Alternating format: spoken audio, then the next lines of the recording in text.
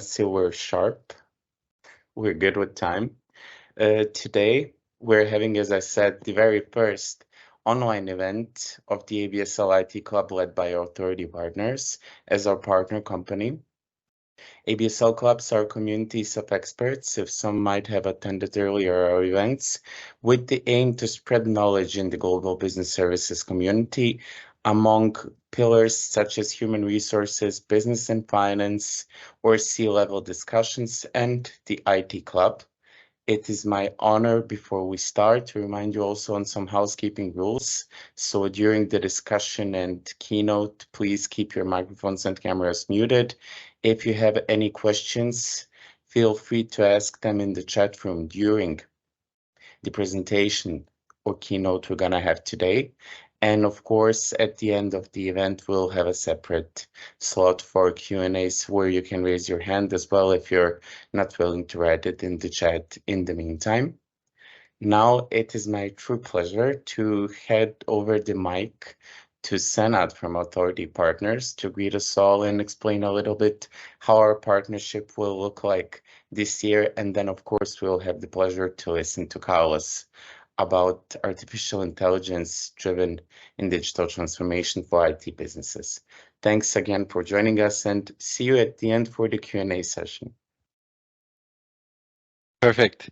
Thank you, Adi, so much. And also on behalf of Authority Partners, very warm welcome to first edition of ABSL IT Clubs, which are powered by Authority Partners. My name is Senad Albegovic. I'm a Global Employer Branding Manager and Communication Specialist here at Authority Partners. And it's really a pleasure to actually support such an initiative, one of, I would say, from the initiatives that we are partnering up with ABSL in Bosnia and Herzegovina. So I won't take you a lot of time because I can see that Carlos is very looking forward to present you all the opportunities and challenges when it comes to AI. I would just let you know that it's really, really a huge honor and a pleasure for us to showcase expertise that our consultants from all around the world, more than 500 of them from 30 countries, are having to external audience as well, to ABSL partners and members. And I'm sure that Carlos will break this ice very, very nicely.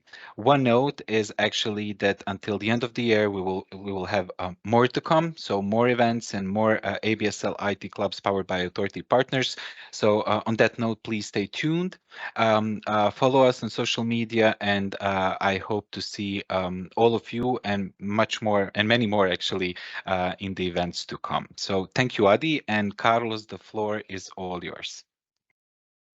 Well, thank you, Adi. Thank you, Senad, for that introduction. I think that's a big hole to fill. I'm going to share my screen right now. So by no means I'm no expert, but I'm going to try to share with you my knowledge of what I've experienced through the years about AI and what can we do with it.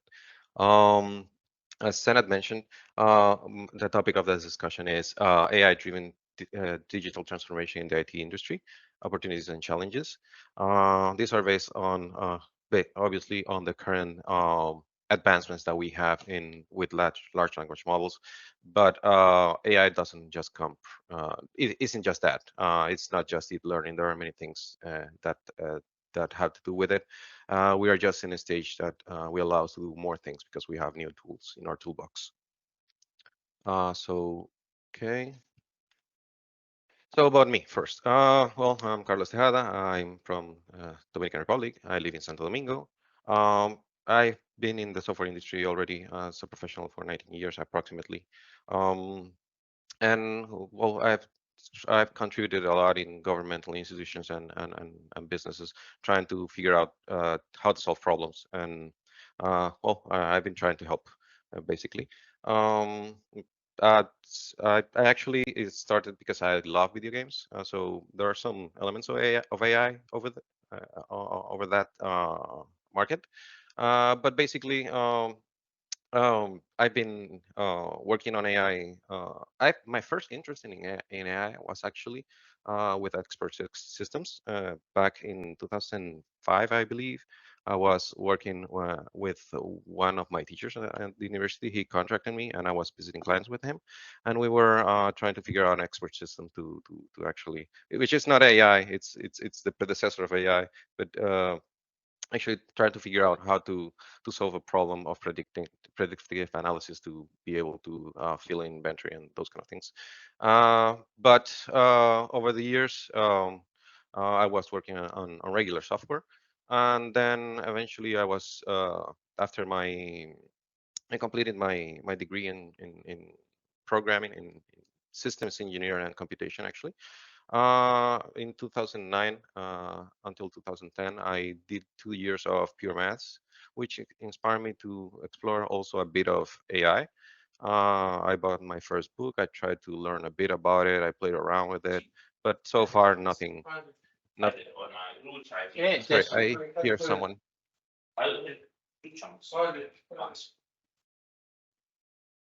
Okay, sorry about that. Okay, so where was I? Oh yes.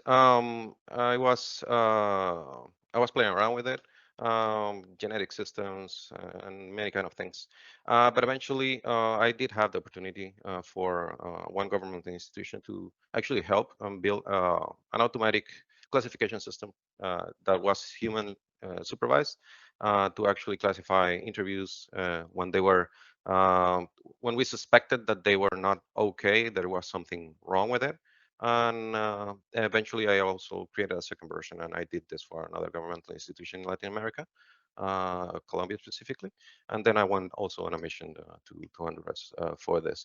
But then now we are today here on in authority partners exploring and trying to be on the edge, exploring LLMs, which is a new opportunity to transform businesses. And we have been experimenting and working with it to try to figure out how we can help our partners to achieve the results that they want. Um, as more solutions come out and more things we have on our toolbox, we will be able to achieve a lot more things down the line. So let me go to the next slide. Okay, so I'm going to go a bit of with a bit of history, super quick. I'm not an expert in history by no means, but I want to capture the essence of how we have evolved over time before we actually start the discussion here. Um, and basically, we started with mainframes back in the 50s. We had rooms full of computers, like big computers, which helped us crunch numbers, calculate trajectories. Most of the usage was for academic and research and military, of course. And then we went to the personal computing, which was approximately in the 70s. There were two things happening at the same time. You got the first consoles for playing games, actually, the first Atari and those kind of things. But also you got the first Mac, the first Apple computer. Sorry. Okay. So you got the first Apple computer, and then the first Macintosh came in '84, and yeah, from there we transitioned to the internet in the 80s. Actually, it was being researched since long before for military purposes when the packet the packets in which we sent and transmit information through the wire or through wireless was actually developed, like that protocol. So we started exchanging information. A network was created. Eventually, we got to the 90s, where we got HTML from Tim Berners-Lee, and then we started sharing more and more and more information. Then eventually the phones were proliferating, like the cell phones, and then Web 2.0 started, like the first. We started exploring Web 2.0 in the 1999, but it was until 2004 like it what actually got popularized. But at that point we were doing also the transition to mobile devices. Apple was launching their first iPhone not long after that, and then Amazon popularized cloud computing, which was being actually built by several fronts, but they gave a good good offer to the world in which you could actually host things on the cloud and leverage that infrastructure. And then this led to all this progress led to actually us collect a lot of data, and the big data era began, and we started building the datasets basically without knowing that we would use for the machine learning algorithms later on. Um, uh, it was in the late of the first decade of of this century that we actually started trying to figure out how to identify objects first digits using convolutional neural networks and those kind of things, and then we progressed really fast. Before we were using traditional AI algorithms trying to understand everything, how it worked, but now we are not trying to understand how everything works. Well, there are different groups, of course, because do want to know how everything works in detail. But what we tried to do also in parallel was to try to mimic uh, how the brain works, but in a simple manner, of course, a simple model of it, so we can actually make a system that could learn.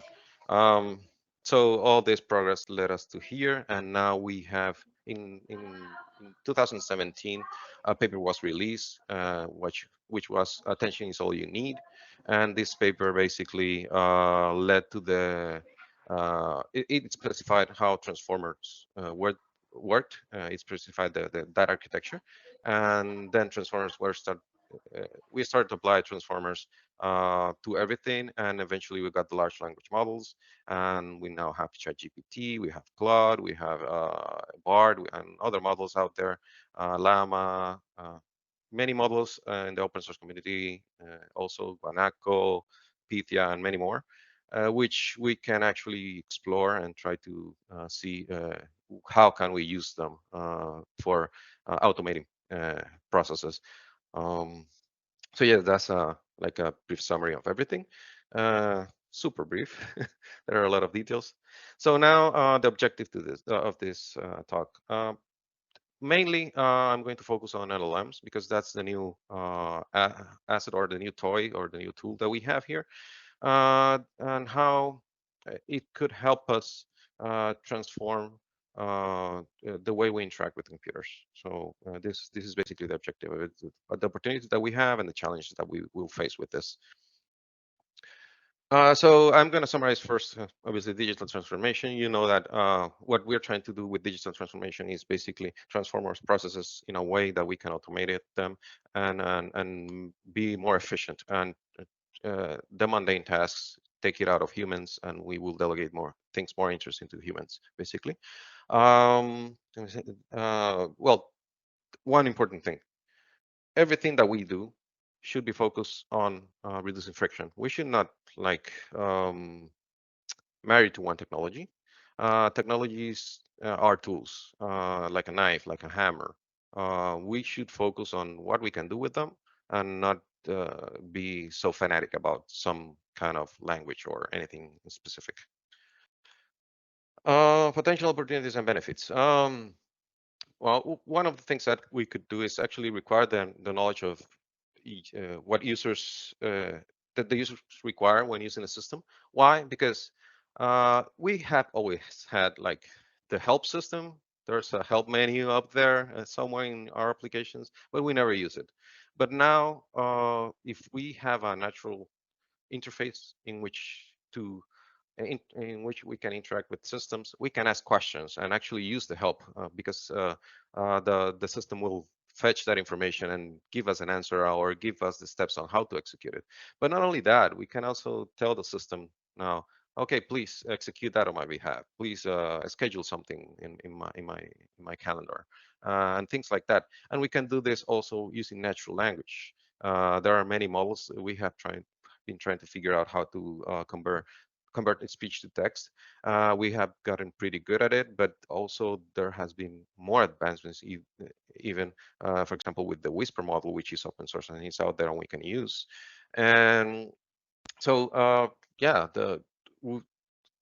another opportunity is we can now, instead of having to train users on specifically how to click buttons in a specific order, we can train them with, in a general sense, on how to ask systems to help them, which will add a layer of abstraction in which there will be less friction because the interaction again will be more natural. We can also help people with disabilities and integrate them in the regular workforce and integrate them in the regular day-to-day lives of everyone. There are people that can't see, but they can hear, and then they will be able to interact with these models speaking and in a more easily way. And everything's going to get easier for people with disabilities. And here I have to remark also the Neuralink project that the company that Elon Musk has, and they're already starting experiments. Well, not those are experiments, but they all have already tested really well on monkeys, the technology of interfacing directly with the brain. But if you can actually transmit some signals that could potentially generate some kind of vision pattern in the brain of that person that can't see, or maybe a person that can't hear, and you can implant like digital ears to them and they can hear again or something like that. Though that would be really great. And also people that can't move, now they will be able to control devices that they were not they didn't have the possibility to do before. um, yeah, basically, these the LLMs are here to give us new ways to interact with machines, and we need to leverage this opportunity to make everything easier for everyone. So some case studies. I'm going to go with the ones that are very popular out there, but we also have. I'm going to start first with an assistant that we have. We actually have an internal chat. Um, that we can use to consult our policies. It's called AP Assistant. And for all of you here that are here in AP, you can actually access it through the apps in our organization, in case you don't know yet. And you can ask questions about things like how can I request for leave, some time off, or what are my responsibilities as X role, and things like that. So you can actually refresh any knowledge that you don't remember, because we have many processes, so you can use it to do that. But also we can talk about ChatGPT. It was a boom since since it was launched. They acquired like 100 million users, I believe, in 2 months, and the first 5 days they got their first million users. So it was crazy growth. Bard and Claude are no small feats either. Even though Bard was lagging behind, they are trying to catch up, and they are doing pretty good. And they have many features also that integrate with the Google ecosystem. But also Claude, for example, has a model that in which you can actually prompt it with 100K tokens. So that's a it's like you could uh, have an entire book or maybe two books in context, and you can actually read it everything super quick, which is what the AI is doing.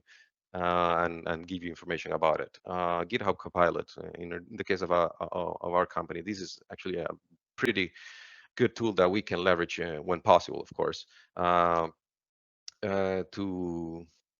actually improve the speed at which we develop.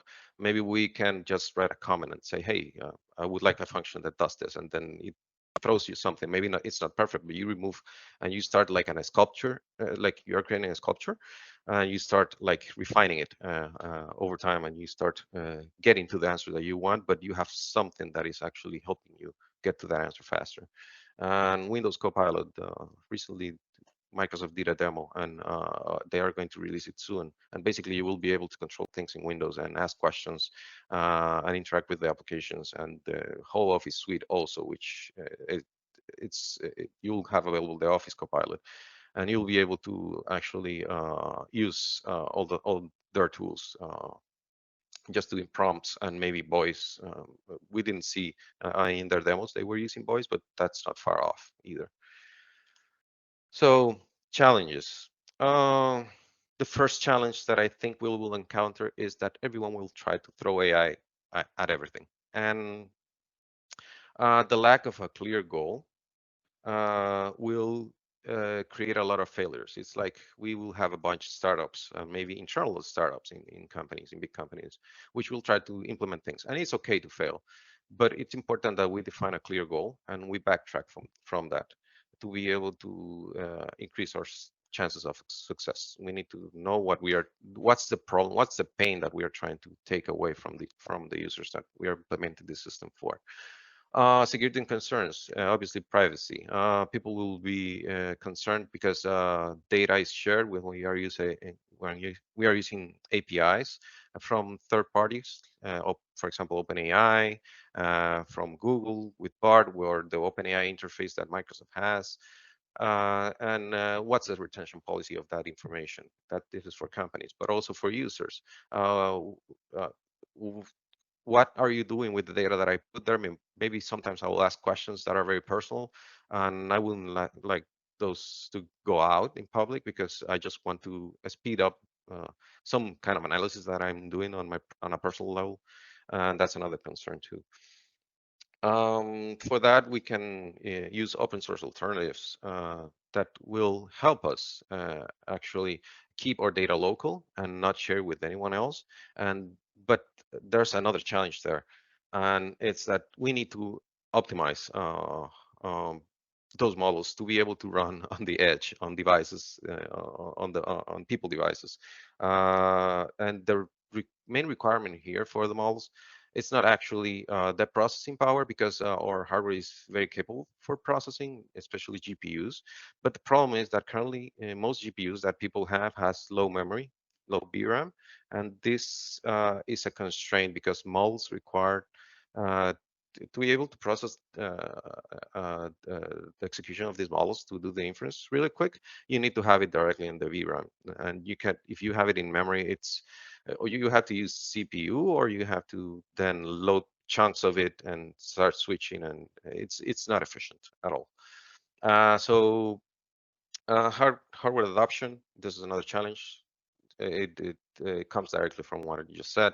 Basically, people will need to buy more hardware now to be able to get this to the masses in a way that we can combine different models and put everything on the device and be able to process everything to be able to create a full stack solution on the edge. Bias results. This is a traditional issue that has been lingering since the beginning of AI when using machine learning.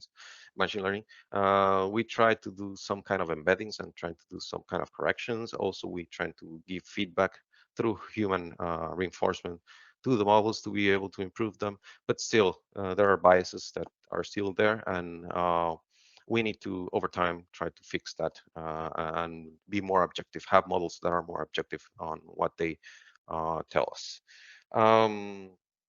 Okay, the usual change of paradigm resistance. Well, introducing like Excel and things like that was a challenge back in the days, or any spreadsheet for calculation, because in people are used to do things in a certain way. And when you create a custom system, also perhaps people are used to do the payroll maybe, or do requests in a certain way. They were filling a form manually before, and now they have to go through this system that they don't know how to use, and they are afraid because they don't understand it yet. And it's our job to also teach people um, how these things work, so they are not afraid of it, of the technology.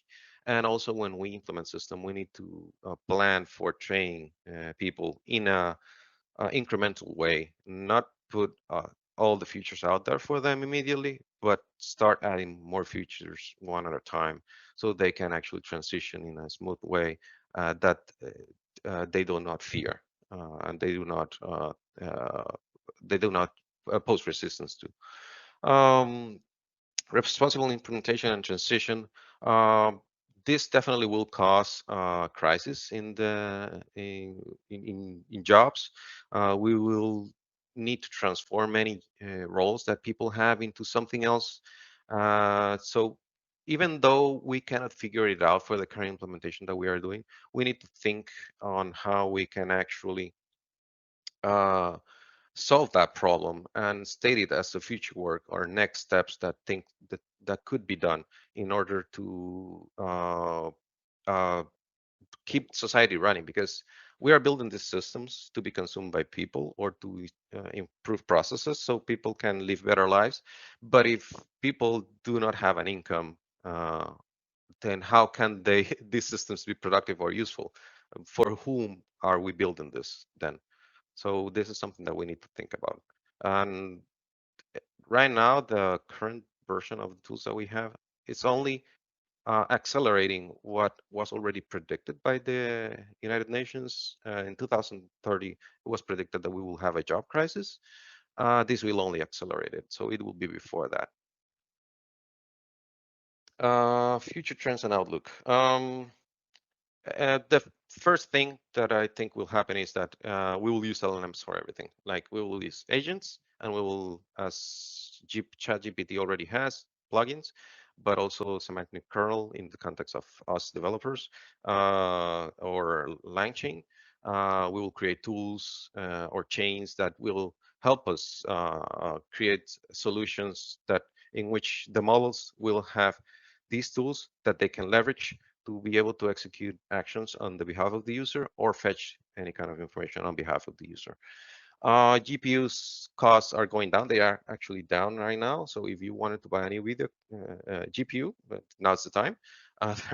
They are cheaper now, but beware that soon there will be GPUs on the market that will have more VRAM.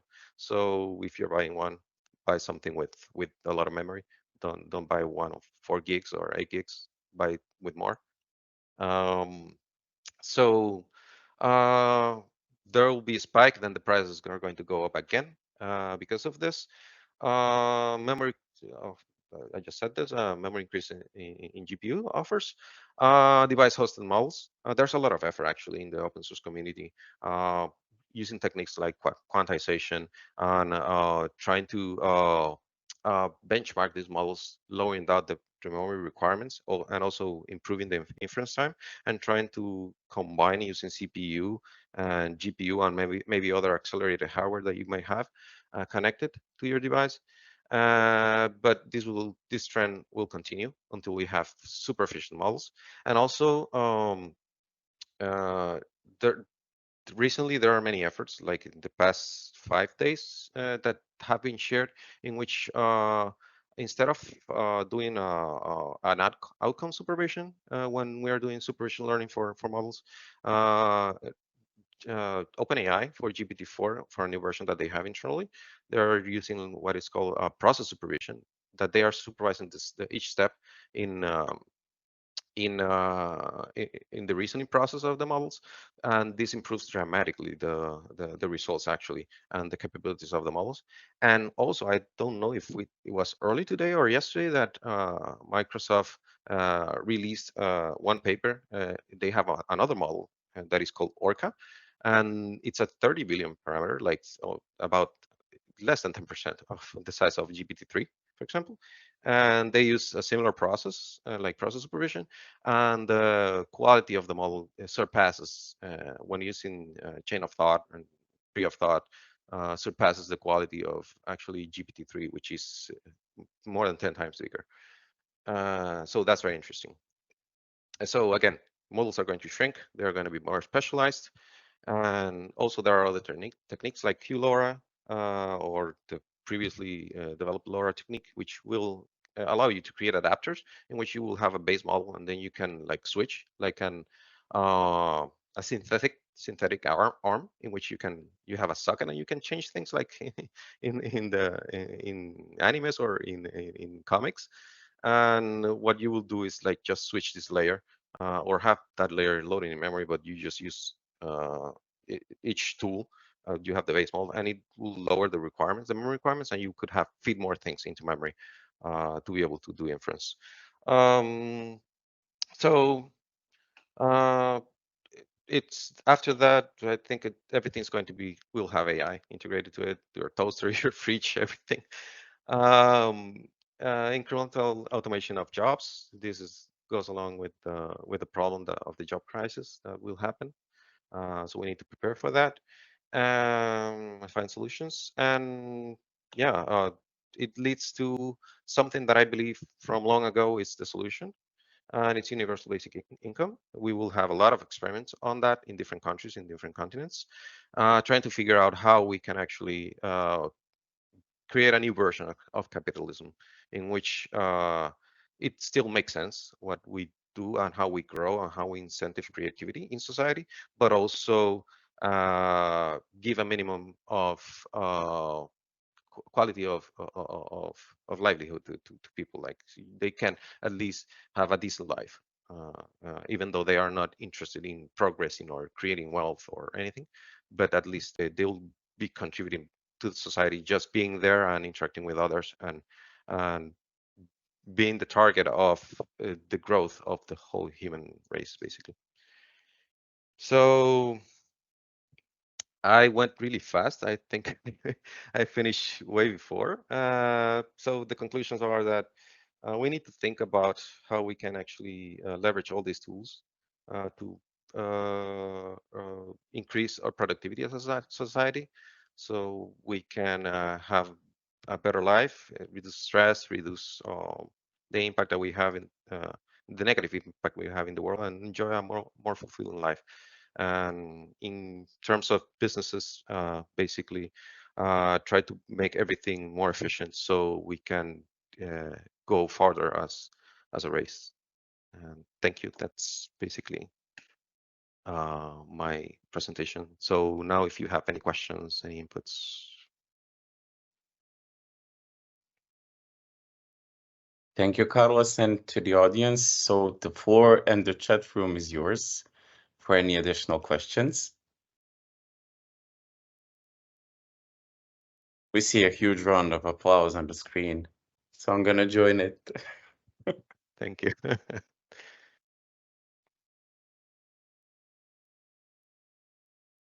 We actually have the first question in the chat. It says, thanks, Carlos, very useful insights. One question related to data privacy at the workplace and ethics. Do you have any recommendation on what measures should IT companies adopt to ensure responsible and ethical AI practices? Well, in terms of data privacy and ethical practices towards that, we should always let our users know what we are doing with their data, for how long are we retaining that data, and also if we are processing it or we are just keeping it for auditing purposes, like for example the policies from OpenAI, what they share. But I would say and argue that the best solution will be the ones in which we create something that it's 100% secure for them, so they do not feel that data is escaping their control. And open source community again is working really hard to be able to make models more efficient and collocating the models for inference, because everyone will have them. This will not be a secret sauce. Businesses will stay the same. Like this is just to make them more efficient. Your mode shouldn't be, oh, I use AI. Your mode should be, I'm super efficient, and I use AI to be efficient. So that's my thought on it. So you should put the data. You should leave the data where it should be. If something should stay with the user, leave it with the user. Thank you. And I have another question. It might be relatable to our community. You spend a lot of years working in the IT industry and a lot in touch with digital transformation. And we talked earlier 2 days ago about your fascination with AI from the pace you used to play games. So what are some key lessons that you learned from the digital transformation journey within the IT industry and AI emerging in it? And what could be some key learnings you could share with other companies for maybe embracing the journey? Well, interesting question. Well, key learnings from all my experience throughout what I've seen. Well, it, again, I just mentioned it. Focus on on making processes more efficient and making things that work for the company where you're implementing things.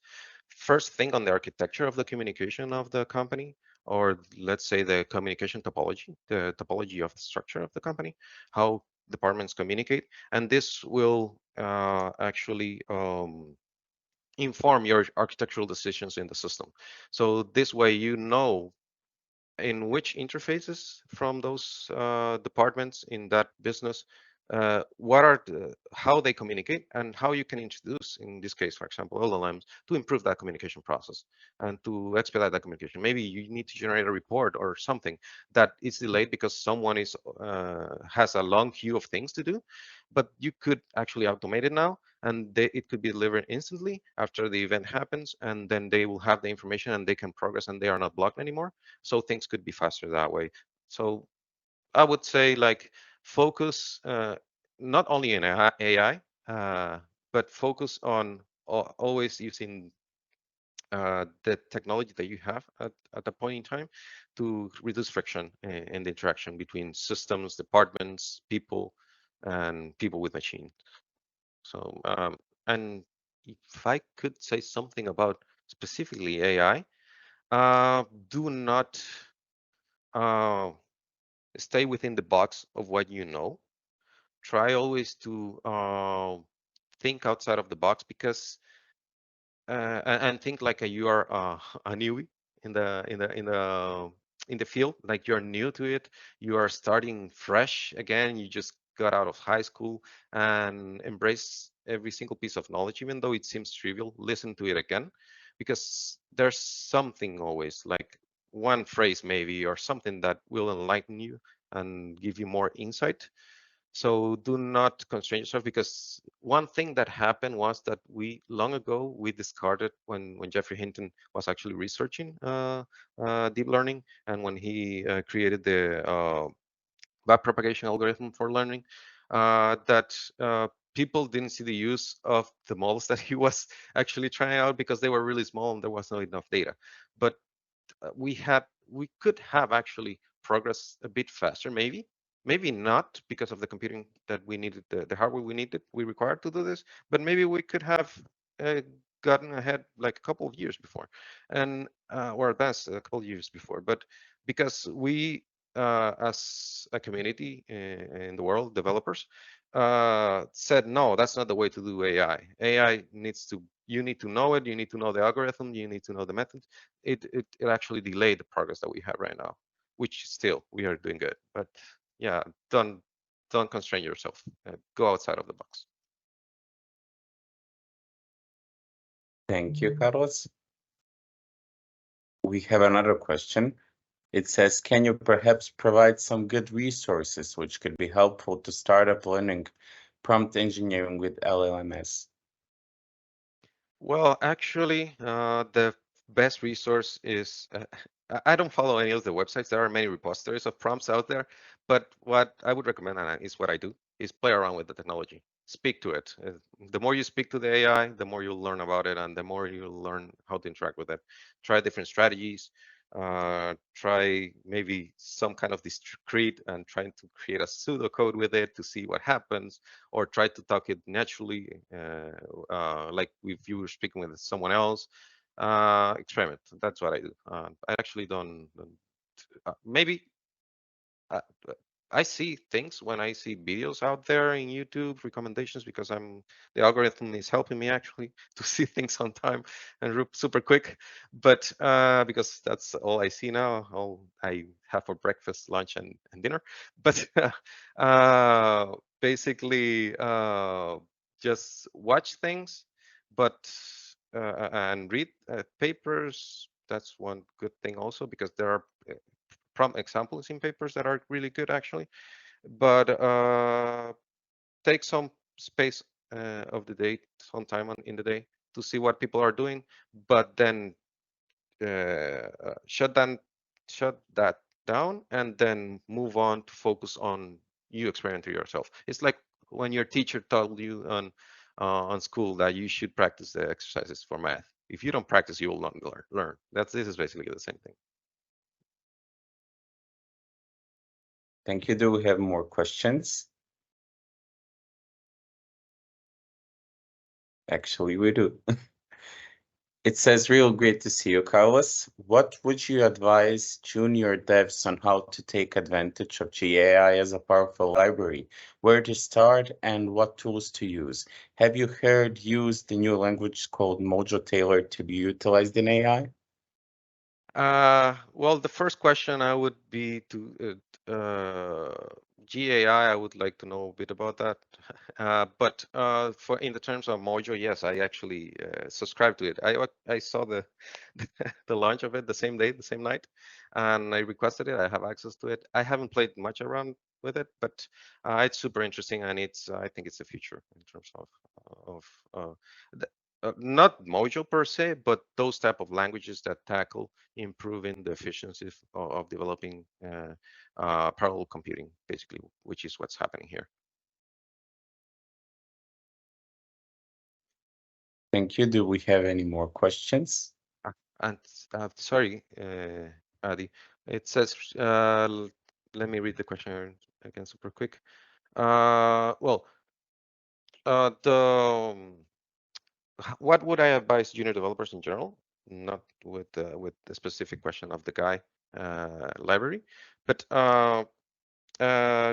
junior developers, I would advise them to also the same thing. Try this out, explore it.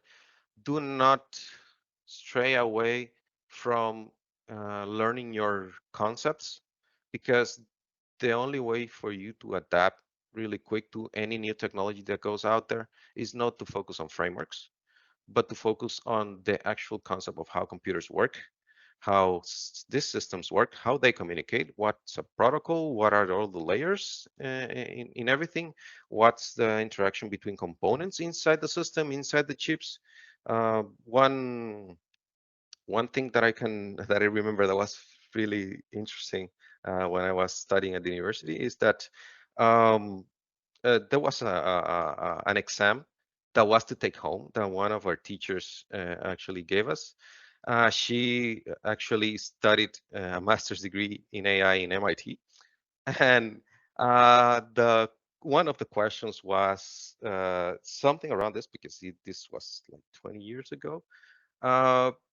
It was like, how long would it take to load the buffer, not to yeah, to load the buffer for a video that you want to stream on a computer that has X disk space with a buffer in between the drive and the CPU of X, and you have no, sorry, it was not the time. It was what's the size of the chips of the RAM chips in order to be able to buffer it and run it, and with X bandwidth in the bus between the components, between the RAM, between the hard drive and everything, and you had to figure out how many chips the RAM should have in order to be able to support you streaming that video of X size. So it was super challenging, super interesting. But when you know how things work on the low level, you'll be able to do anything.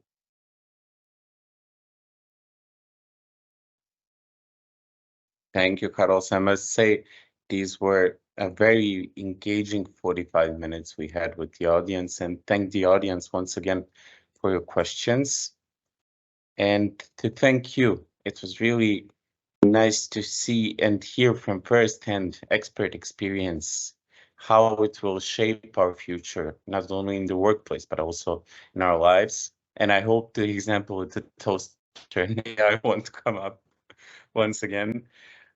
I would like to thank the audience. I know it's 5:44 and the workday is almost over. So once again, thank you for joining us, and I hope you enjoyed it. There are a few more ABSL IT clubs by our authority partners to come till the end of the year, and I highly encourage all of you to join us on this journey, because the opening was just great. The recordings will be available soon, and we'll communicate it, of course, together with the authority partners. Thank you once again. Thank you. Bye-bye.